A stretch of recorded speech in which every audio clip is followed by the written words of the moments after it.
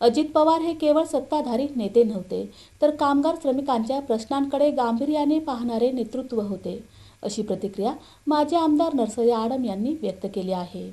अजित पवार हे केवळ सत्ताधारी नेते नव्हते, तर कामगार, श्रमिक, कष्टकरी आणि सामान्य जनतेच्या प्रश्नांकडे गांभीर्याने पाहणारे नेतृत्व होते, अशी प्रतिक्रिया माजी आमदार कॉम्रेड नरसय्या आडम यांनी व्यक्त केली.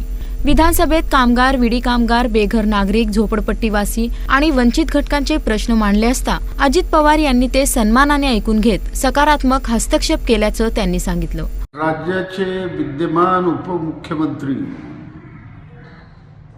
आणि राष्ट्रवादी काँग्रेस पक्षाचे नेते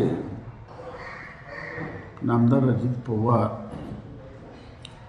विमान क्रॅश झाल्यामुळं त्यांचा मृत्यू ओढवला ही अत्यंत वेदनादायी आणि मनाच्या अंतःकरणाला ठेच पोचणारी घटना आहे. जवळजवळ 1978 पासून माझे त्यांच्याशी संबंध होते आणि अनेक प्रश्नावर त्यांच्याशी माझी चर्चा झाली. गोदूताई परोडेकरचा प्रश्न असो, रेनगरचा प्रश्न असो, विडी कामगाराचा प्रश्न असो, रेशनचा प्रश्न असो, युवकांच्या रोजगाराचा प्रश्न असो, कामगाराच्या कायद्यासंबंधी अनेक वेळा त्यांच्याकडे मी शिष्टमंडळ नेलं. त्यांच्याशी चर्चा झाली. काही वेळेला निर्णय मिळाले, काही वेळेला निर्णय मिळालेला नाही, परंतु त्यांनी चर्चा घडवली.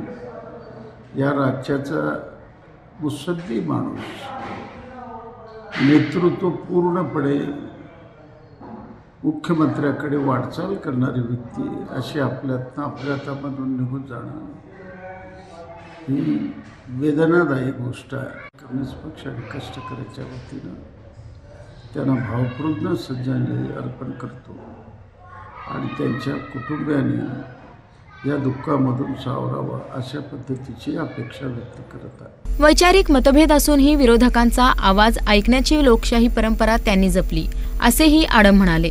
महाराष्ट्राच्या राजकारणातील त्यांचे योगदान कायम स्मरणात राहील असे नमूद करत भारतीय कम्युनिस्ट पक्ष मार्क्सवादीच्या वतीने कॉम्रेड नरसय्या आडम यांनी भावपूर्ण श्रद्धांजली अर्पण केली.